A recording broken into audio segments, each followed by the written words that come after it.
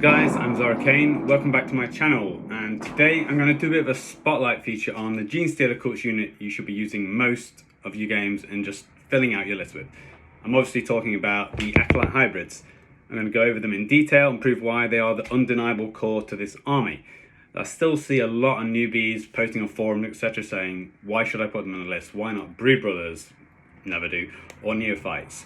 So, in my eyes, everything in my army is built around the Acolyte hybrids. Without them, nothing works. So, the HQ choices, the transports, the support elements, they're all in the list to work around the Acolytes, to buff them or ensure that they get their jobs done. They will win you games. Trust me on this. They're good. I mean, they're good in a they're good for Genestealer cults kind of way. Let's be realistic here. Nothing we have is good anymore, and it hasn't been for like 2 years. But objectively speaking, they're as good as you'll get from the faction. I would never run a list with maybe less than 40 of them. 60 is probably a better number. Now, before we get started, this bit's really important. I'm going to clear up some rules confusion that cropped up after one of my last videos regarding every Acolyte's favourite instrument of death, which is the rock drill. I've been touting this weapon as the god saviour of the Star Children, and now I'm going to have to eat my words because I made a fuck up. Which I'm not happy about, because people are going to be still watching those old videos and being like, oh, I can do this, which is obviously wrong. I'm giving false advice. But I don't want to take that video down because it's good apart from that bit. So it came down to Battle Scribe misprinting the special rules for the weapon. And therefore I've been reading that and getting it wrong. And I suspect quite a lot of other people have been doing that too. So from what I understand, they'd copy-pasted over the rules from the Kill Team rock drill onto the normal 40k rock drill, which is slightly different. The Kill Team one's vastly superior. So for those of you who haven't used the rock drill before, they basically do 1 damage, but after that you get to roll a dice, and on a 2+, you inflict an additional mortal wound. And then you get to do that again, but then on a 3+, and then again on a 4+, and up to a 6+. Chances are you might get 2 or 3, and then, that's great. It's highly unlikely you're going to roll up to 6 in a row, but it's been done. The problem is that the Kill Team version let you do this immediately after each drill attack. So if your Acolyte had 2 attacks, you resolve the first one and then do all the mortal wounds, and then you do the next one and then do all the mortal wounds. So you could kill one model, like a Terminator, and then the next drill attack would go into the next Terminator, and then so on. Or if you're hitting a big vehicle, you do all the wounds from one hit, and then again with the second lot, straight into the same target. So, even better, if you'd cast Might from Beyond on them, it'd be giving them 3 swings. That's a theoretical maximum damage of 18 wounds from a single Acolyte. Of course, you never get that many, but still, happy days. Well, no, sadly, as it turns out. So the correct printed version in the Codex and Battle Scribe, since they fixed their wording, is that you only get to roll the mortal wounds once per drill after it's made all of its attacks. That practically lowers its damage output by half, if not more. Really, I've only got myself to blame, but who knows, maybe they'll get changed when a new Codex rolls around. In the meantime, I'm going to put some of my drills on the back burner and swap back to saws and maybe even cutters, which in the past I've always kind of shit on, but both of those choices are cheaper anyway. We'll explore all 3 in focus later. So let's get back to the beginning and do a bit of an overview. So here's one of the most critical parts why Acolytes are so good. They're a troops choice. Being troops mean that these guys get objectives secured, which is really, really important. A lot of newbies probably haven't understood the value of this yet. If you and your opponent are contesting a primary objective flag, models with this rule always win it over. So even if they say had 20 elites and the warlord on that spot, and you had 1 Acolyte who's contesting it, the Acolyte wins over. This is a huge aspect of playing a horde army, and part of our game plan should always be to just swamp the board with large amounts of troops and ensure that those specialist elite armies with their fancy Terminators and power armor just can't score points. When you bulk out your army list predominantly with troops who'll be pushing up, which is exactly what I expect you to be doing with them, you'll be winning that primary game, or at least giving yourself the upper hand to do so. Technically speaking, the stat line for an Acolyte is not all that great. Defensively at least, they're about as crap as you can get. Toughness 3 and a 5-up save is shockingly poor. But as long as you don't expect them to be surviving when they're engaged, then that's fine. You have to understand and appreciate the fact that they're not designed to do that.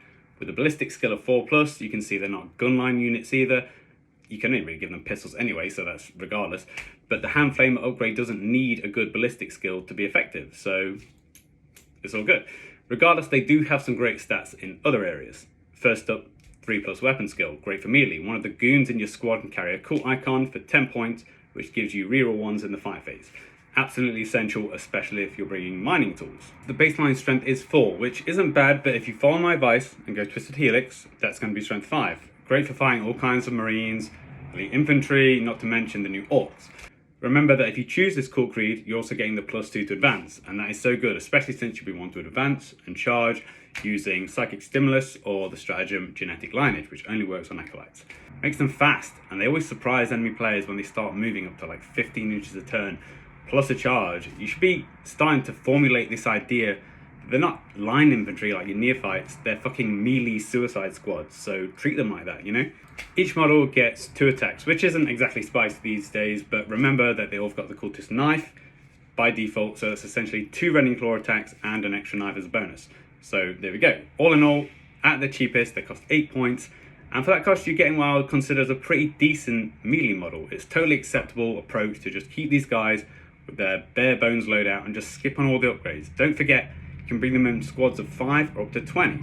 Personally, I find 5 to be a little bit too underwhelming, and despite being useful for, let's say, doing secondary objectives, I wouldn't really, use them in an attacking role. 10 is the golden number, since that's going to allow you to fit into transports. This is a crucial part of the playstyle, especially if you want to pack them out with all the tasty upgrades. 20 is probably just too much. You won't get the flexibility or the maneuverability of a medium-sized group that can hide easily behind terrain. In lots of instances, you'll also find an opponent won't even bring a target in their list that warrants such a huge overkill squad like that. Now, before we move on to looking at the decent loadout options and how to use these guys to their fullest potential, let's just cut some shaft now, because some choices you will never use, or at least you shouldn't in my eyes. So the Bone Sword, the Lash Whip, and the Demo Chargers. Never take any of these. Demo Chargers are crap in general, very short range, single use, expensive, and on a unit that's got poor ballistic skill. It's just a total waste. The funky leader melee option like the Bone Sword replaces his cultist knife, so it's better to just keep that knife and get the extra attack. The Lash Whip grants you the ability to ensure the leader gets a chance to fight even if he's killed first in combat. But let's face it, the way it could work, you need to be hitting the enemy first rather than taking punches back, so just accept it. If you don't make the first strike in combat, then you basically flopped it anyway. The whip ain't going to change anything. Lastly, as for the basic auto pistol these guys get, I don't think I really need to tell you, they're barely worth rolling for, don't waste your time. Now, your basic bare bones Acolyte might not be terrible, but I think realistically you should be loading them out with all the good stuff. It's so worth it. I'd say that they can easily surpass the Aberrants in smashability, especially considering the price comparison, which is basically half. The number 1 upgrade is the Handflamer. I fucking love them. Games Workshop realised how awesome these were about half a year ago and gave them a point psych. Originally, I think they were just 1 point each, maybe 2, I can't remember. Now they're 3. So you're paying 30 points for a 10-man squad, all Handflamers. Are they worth it now? Fucking absolutely. They're so versatile, especially since they got a range buff to 12 inches, which is great. It might not seem like a lot, but consider that these squads are almost always going to be right up in the enemy's face. Yes, they're only strength 3. I understand that's pretty low, and you may think that's only going to tickle anything that's tougher, in power armor or whatever. It's not the case. Handflamers always get kills. It's a case of sheer number of dice. An average dice roll for 10 Handflamers is always 36 in my experience. Against toughness 4 and above, you're wounding on 5s, but you're going to still get plenty of those. Statistically, you should get maybe 12 wounds. And the best thing is, it doesn't matter if the target is toughness 5, you're still wounding on the same roll of 5 and 6, all the same. Remember when we mentioned the importance of being able to combat toughness 5, all the Plague Marines, Gravis Armor, and the new Orcs and stuff? The list is endless, and Handflames just straight up don't give a fuck. The point is that you don't care about the ballistic skill of the Acolytes. They always hit, they always get wounds. The enemy always fails some armor saves. If you're fighting Astra Militarum, Drakari, Admech, Sisters, Demons, Eldar, any faction that boasts toughness 3 line infantry, then you're going to cut through them like they weren't even there. Orcs especially hate Flamers, because despite their toughness, they've still got a really low armor save, and they've only got 1 wound each. If you get 12 wounds through, they may only save 2 or 3. Other stuff, jet bikes spring to mind. Anything that has a -1 to hit is also a prime target. Most of that kind of stuff only has a 4+ save. The only real weakness is anything with a 2-up. Terminators, Custodes for example, they tend to have a good survival rate against Handflamers. Also, I'd say that using lots of Handflamers has a big drawback on the table. Rolling for so many of these is a real time sink. Unless you're a pro at rolling dice efficiently, this takes a lot of time to resolve. I've been so used to playing this online with Tabletop Simulator during lockdown, where the dice organising rollers make it so easy. My first game out of lockdown at Warhammer World in Nottingham, I was just throwing them off the table constantly, making a right mess of it. It was a pain in the arse. Just realised I've had my window open all this time. So I typically rock up with between maybe 30 and 50 Handflamers in list, depending if I'm doing a full-on core army or if I'm running a hybrid list with Tyranids, like I often do right now. Let's say if I have 4 squad of Acolytes, I might pack out 3 with the Handflamers and then just leave 1 with auto pistols. That's like my first strike team. Remember that if they advance up in the first turn, you know, going for that big kill, they're not going to get to use the Handflamers. They're not assault, they're pistols. That squad's probably going to get into combat, they're going to probably get killed straight away after they do their big hit, and then those Handflamers won't ever get used, so it's just a waste to put them in. This isn't everything, there's also other benefits to Handflamers. Let's say that you get charged. Overwatch with Handflamers is awesome. They don't need to roll to hit, so you always get your maximum output. So it's like a free round of shooting. I can't count the amount of times some idiot got ballsy and charged a fighting character into my hybrids, totally forgetting that I can just torch them before they get there. It seems obvious, but it's a mistake that people make all the time. Next, being pistols, you can shoot them at point blank range if you survive in combat to your next turn. I often find that my opponent, gets into combat with them, and then if they leave, let's say, maybe 3 left standing, then I can just pay 1 CP and regenerate part of that squad, and then suddenly they're all back there and they can all use the Handflamers and then do the fighting later. Lastly, remember to fire these from the back of a Goliath truck. Most people immediately go to this rule as like a gunboat idea. They put the neophytes in with the mining lasers, and I don't really think that does anything, in my opinion. But what looks cooler than a load of Acolytes just piling forwards in a Goliath truck with Handflamers coming out the side? Very Mad Max.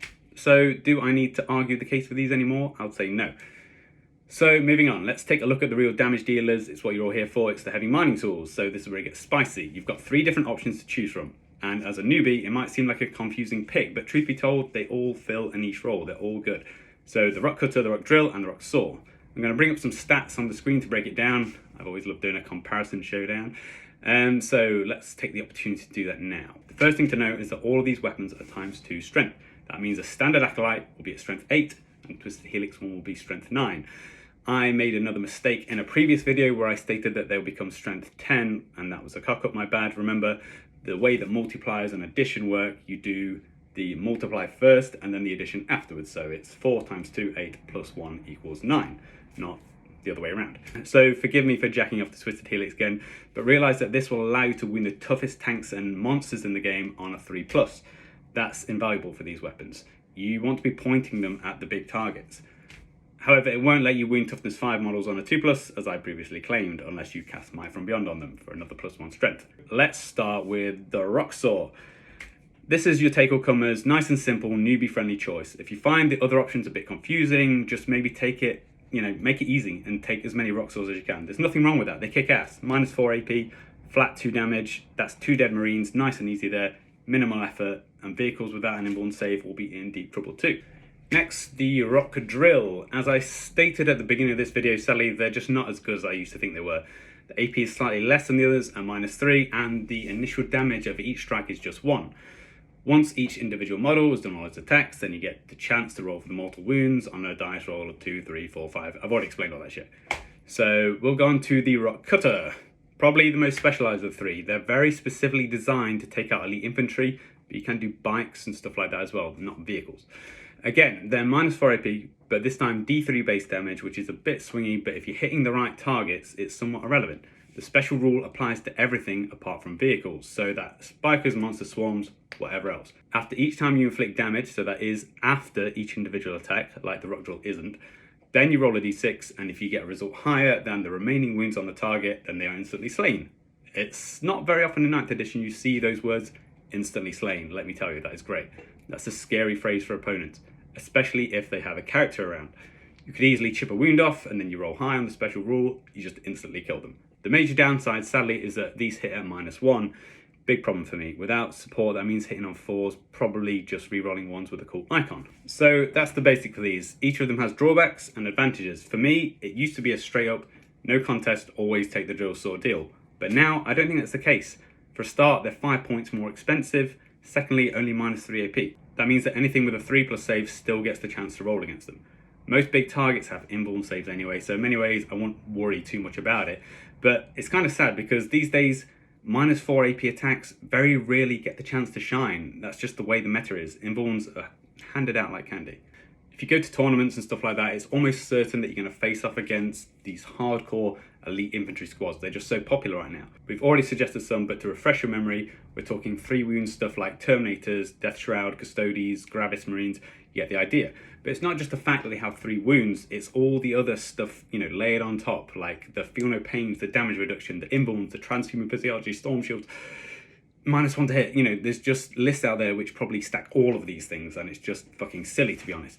Personally, I find it very boring to play against these sorts of armies, but if anyone in your army is going to stand a chance at killing them, it's probably the cutters. So let's look at why. First of all, the initial damage potential is D3, as we said. Swingy, but if you roll well, each hit outright can simply kill one of these big models, which is a good start. You might not even need the special slaying rule, but assume you will. Feel No Pains are so prevalent these days from character auras or stratagems, whatever. If you get 3 damage, it's way too easy for them to just void at least one of these with a Feel No Pain roll, and then, if it was any other kind of weapon you're using, the next hit would have to be sunk into that same model to try and finish them off, rather than passing on to the next guy. And this is why Feel No Pains are so good. Your kill ratio just gets brought down so much, even if they just save 1 wound. The same goes for damage reduction, most commonly seen on Death Guard, of course.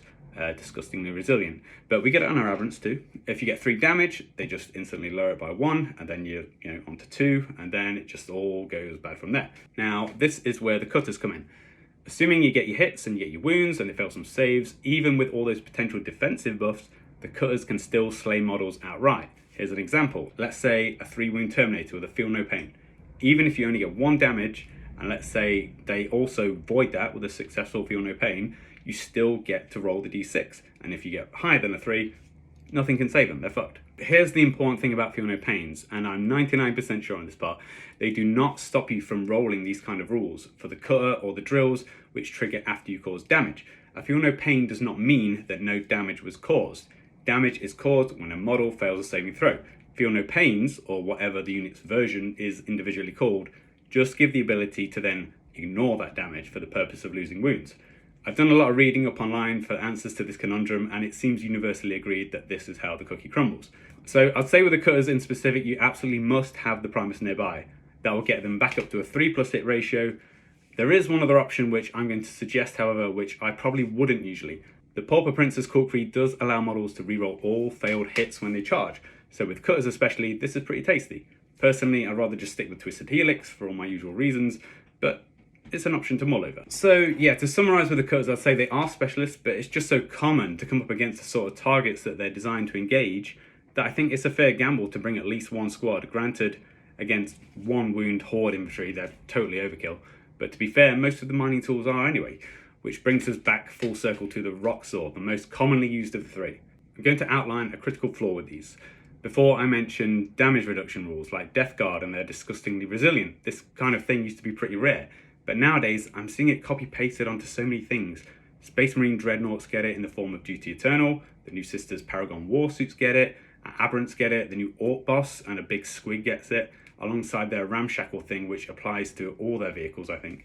The fact that -1 damage abilities are so common now really hurts the swords, as they're flat damage too. So that becomes 1, and suddenly you're running at half efficiency against all those critical targets. It's just such a big swing. In situations like this, that you consider the rock drill as a worthwhile investment because they don't care about damage reduction. All of theirs is done afterwards with the mortal wounds. The times when swords really shine is when you just come up against stuff like intercessor squads. Anything with a 3+ save and 2 wounds is just so vulnerable here. No fucking about, just get stuck in and you'll see how devastating they can be. Same goes for any kind of vehicle without an inborn save. I'm going to point out a big target here, Imperial Knights. Generally speaking, they do not get inborns against melee. Swords just rip them a new one. It's so good to watch. I've taken down a Knight Crusader in one go using just 10 Acolytes before and come very close to pulling off the same feat another 2 or 3 times. If you can get them in the right position with the right buffs, the right supporting characters, they're just so good. So I think that kind of outlines the way in which these should be used. If you want a safe bet when making your list, just bring 1 squad of each. The fact that we do our cool ambush unit placement after the opponent has deployed their entire army means that we always get to choose the best setup for our own squads. There's never going to be a time when you're like, oh, my cutters are over this side and all those Terminators are over there, because the Terminators are going to be there, so you just put the cutters over there. Simple as that. So take 1 squad with cutters, 1 squad with drills, 1 with swords, and I don't know, maybe 1 with just rending claws, because sometimes you don't need all that stuff and you just want claws. Which brings me on neatly to the final part of this video. I'm going to cover the alternative choice to Acolytes, which is the hybrid Metamorphs. Now, I've spoken about these lads briefly in my Cool Ambush video, but let's just take another look. Remember, they are elites, not troops, so any of that objective secured goodness does not apply here. The same goes for Genetic Lineage Stratagem, which allows you to advance and charge, only for Acolytes, not Metamorphs. But they do fill a niche role that can come in very handy in most matchups. You see, there's two ways to deal with these big beefy units that we spoke about earlier, you know, all the heavy infantry stuff.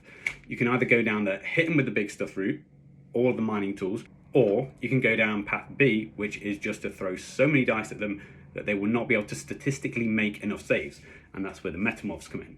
The main loadout I'd suggest is the basic one, which is the classic Rending Claw and 1 Talon.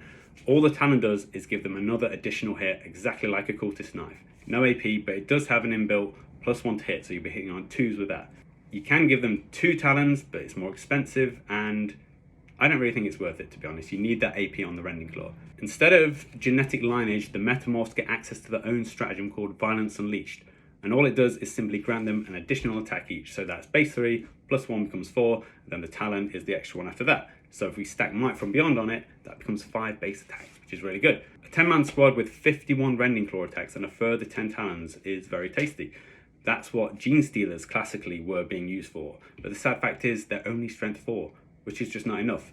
The hybrids will be at strength 6, mixing Twisted Helix and Might from Beyond. So if you run into any of those big toughness 5 elites, throw down Mutagenic Deviation against them and you'll be wounding them on a 2+, and all those Rending Claws will be bumping up the -4 AP rolls on 5s and 6s now.